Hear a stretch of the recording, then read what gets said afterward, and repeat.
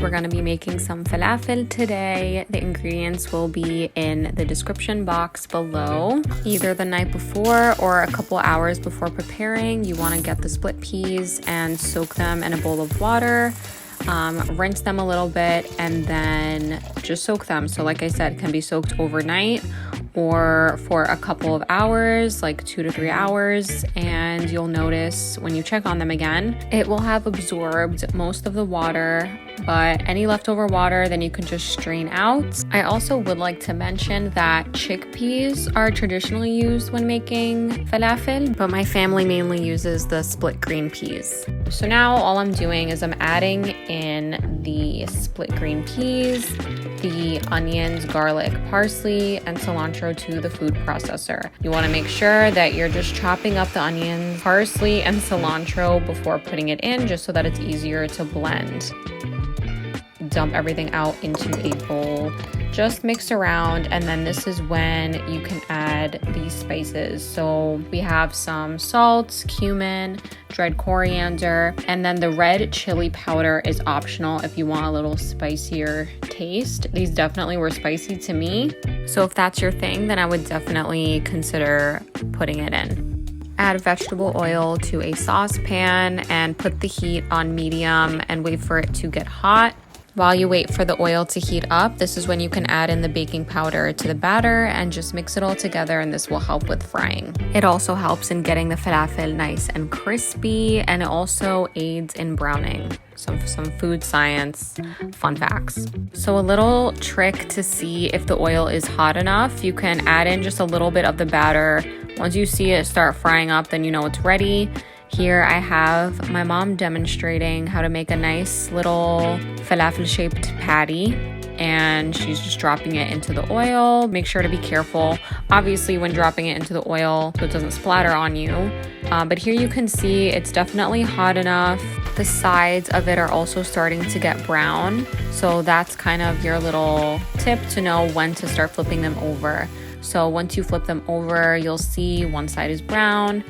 You get the gist. Wait until it's all fully brown. So you want to also wait until you don't see any really green spots inside, and that's how you know that it's pretty much cooked. So here you can see the color is a lot more golden, darker. Then you can just take them out to dry. We usually just get a plate and put a paper towel just to kind of absorb the excess oil. And then here I just showed some that my mom made. She added some sesame seeds on top. So on the patty, she just put some sesame seeds and fried it like that. So you can eat it both ways depending on what you like.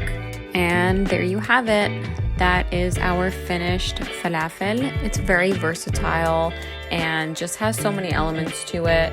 It's crispy and crunchy, and depending on the spices you put, it's spicy.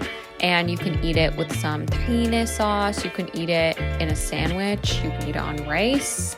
You can eat it on its own. Legumes like beans and split green peas can be hard to digest, but because we have soaked them, that helps to remove the gas-causing compounds in them. It also helps to reduce phytic acids, which, fun fact, improves the absorption of important nutrients and minerals like our protein, iron, zinc, calcium, and so many more. Because phytic acids can actually bind to these nutrients, and it kind of makes it harder for our body to absorb them. So when we prepare our foods in these ways, like soaking, that really helps with the digestibility of the foods, which another word for that is bioavailable. So we'll say, is this food, does it have bioavailable forms of this nutrient, which basically means that our bodies can break it down and it can absorb most of that nutrient, right? Because we have foods like raw green vegetables that everyone praises, but it's hard for our bodies to digest. They don't have bioavailable nutrients for us, right?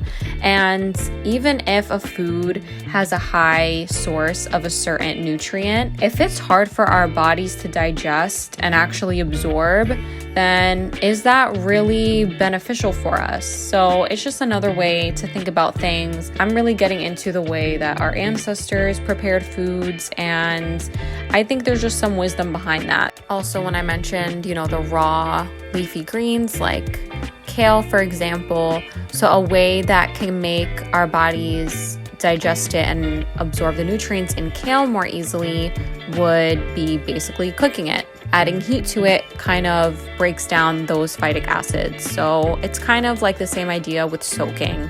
I really hope you all enjoyed this week's demo. Please don't forget to support East New York farms. Our farmers markets are opening soon. I am so excited for everyone to get their fresh, locally grown produce. I hope you guys enjoyed this week's demo, and I will see you all in the next one.